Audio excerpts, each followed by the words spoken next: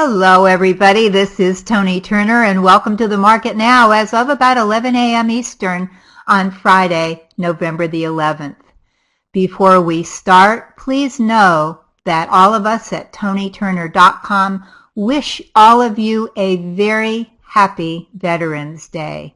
We know that freedom is not free, and we send all of our veterans a big thank you for your service to our country. God bless you all.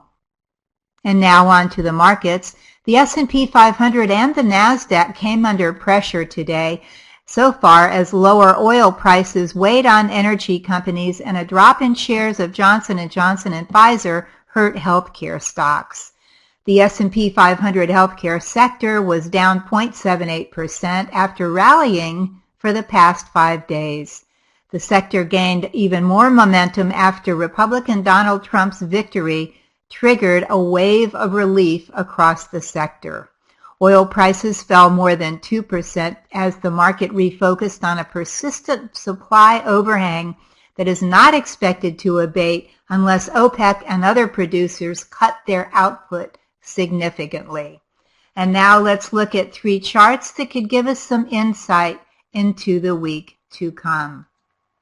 First of all, as we usually do, we're going to look at our daily chart of the S&P 500 SPDR, symbol SPY. As you all know, this is the tracking stock that closely follows our S&P 500 benchmark index. As I captured this chart today, the SPY was trading at $215.50, which is about $21.55 on the S&P 500 index itself.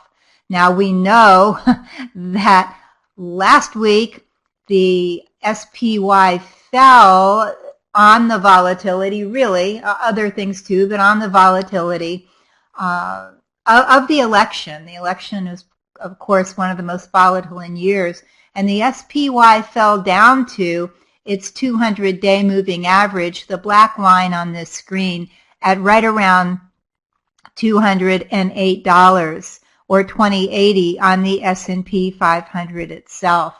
Then on this past Monday, the SPY gapped up significantly, assuming Secretary Clinton would win the presidency, and just so on Tuesday, it dropped in the middle of the night, or on Wednesday morning, early, actually Tuesday night and Wednesday morning. The S&P future and the Dow futures, they all dropped in the middle of the night when the market realized that, in fact, Donald Trump was going to win the presidency.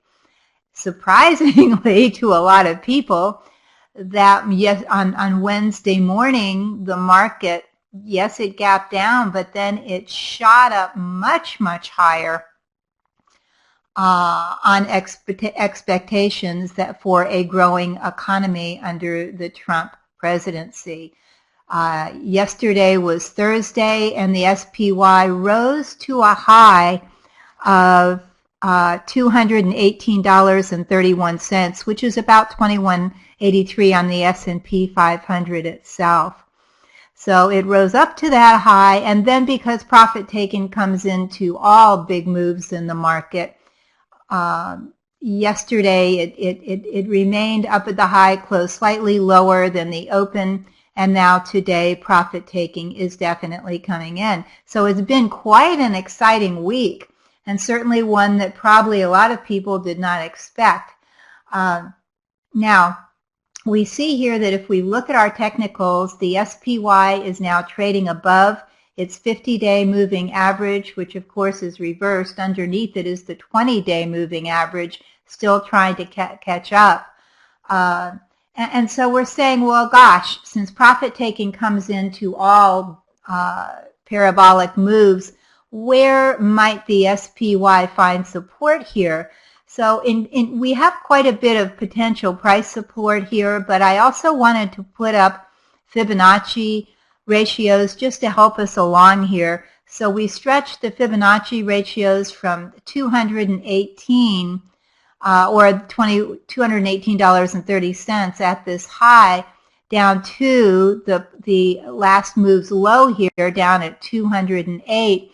So we see if we do that, that we have potential support here at this line at the 32.8% retracement line. That comes out at about 214, and that's where, or 214 and change, and that's about where the 50-day moving average comes in, so that makes sense.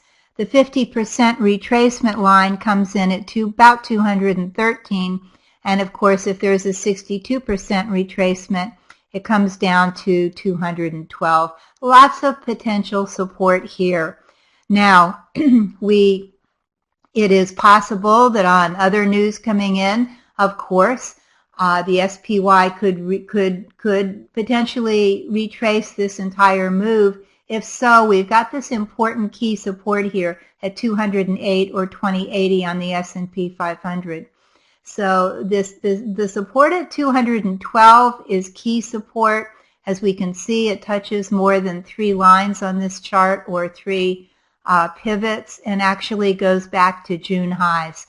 So that is a potentially strong area again, and then we have down to 208, which would be probably come just below the 200-day moving average. Under that, we have to get serious. Of course, we would anyway before that. We have to get serious about risk, as it would be a negative move for the S&P to move all the way back down to this 208 zone. So we're just going to have to keep a watch on this. I suspect we will have more volatility in the week to come as the broad market gets used to the fact that we will have a new president soon. Now we go on to the PowerShares QQQ, symbol QQQ. As we all know, this is the ETF that follows the Nasdaq 100, and the Nasdaq 100 is home to some of the biggest momentum technology stocks. We know that in the past couple of days, the FANG stocks have fallen, FANG being some of the biggest companies in the PowerShares QQQ, or the Nasdaq 100 index. That would be Facebook, Apple, Netflix, and Google, or the parent company is Alphabet. And so we can see, if we look at these stocks individually, or if we look at them in the aggregate in the QQQs, that the prior tech index, which was very, very strong, is now starting to get a little shaky here as it decides which way it wants to go. Now, as I captured this chart, the Qs were trading at $115.28 in a doji. Of course, that's intraday, so we can't really assume that's going to stay that way. On October 24th, we had a high of $119.65. We can see that last week's low, which mimicked the same pattern on the S&P 500, it came down to $113.45, which was exact support from the prior low here at the first part of September. So now we know that this could be pretty strong potential support here, and a drop below that line would be a negative for the Qs and could even take it down toward 110. So let's see. Now, November, December, and January are known to be seasonally the best, the most profitable 3 months of the year. If the PowerShares QQQ with some of these great big financial technology stocks, and actually it is non-financial stocks, some of the big companies in the Qs that are big momentum companies, if they can stay strong here, if they can stay above if the Qs can stay above $113.65 or above 113, then potentially it could move back and forth in a range here between that line and back up to the 119, 120 zone. If it falls below that line, then again we could see the Qs head down toward 110. So let's keep a watch on this. I do expect more volatility into next week. Finally, we're going to look at a chart we haven't looked at in a while. The Pure Funds Cybersecurity Exchange Traded Fund, symbol HACK. I had a hard time finding any ETF that wasn't terrifically overbought, as many of them are now. And again, I would urge some of you who are short-term traders to take some profits in the glorious move that we've had moving higher this week. This is one fund that stayed a little more realistic. It's obviously Cybersecurity ETF. Top holdings are Infoblox, Juniper Networks, Palo Alto Networks, Qualys Incorporated, and so forth. Now, as we can see on this chart, when I captured HACK, it was trading at $27.45 above its 50-day moving average.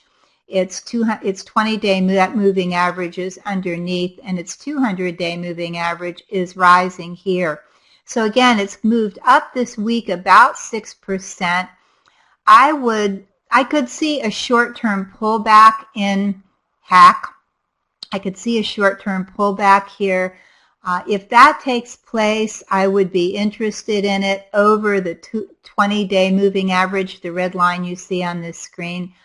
My stop for it, if I did get into it, my stop for it would be right down about $25.50. I am not interested in it if it falls below that support line, because that would mean it's in a downtrend headed lower.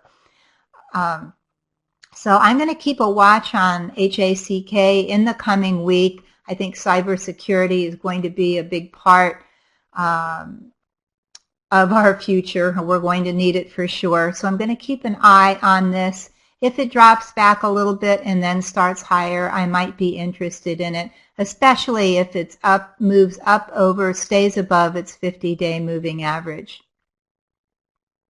If it can move up, I suspect it could head back up to October highs at 28, and then perhaps in the next couple of months even head back up to 30. Okay, now we'll go on to next week's economic reports, but first, please join us this coming Monday for our next session of Toni's Market Club. We'll talk about which side of the market to trade, have a mini trading lesson, and I'll give you stocks and exchange-traded funds that may be ripe for high-potential trades.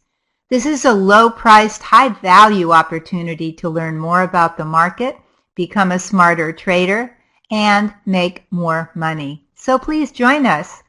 For those who cannot attend our live session, no problem. The recording of our session is available to all of our members a few minutes after the session ends. For this week's economic reports, nothing much going on Monday. On Tuesday, we have Empire Manufacturing Index and retail sales. Wednesday, we have our monthly producer price index and our weekly crude inventories. Thursday, we have a lot of reports all coming out at 8:30. Building permits, housing starts, consumer price index, jobless claims, and the Philly Fed. And then at 10:30, our usual natural gas inventories. Not much going on in economic reports on Friday. Again, please join us for Toni's Market Club this coming Monday. Don't miss out on this fantastic opportunity to raise your trading knowledge and your trading profits. Until next week, keep green on your screen. I'm Toni Turner, and this is The Market Now.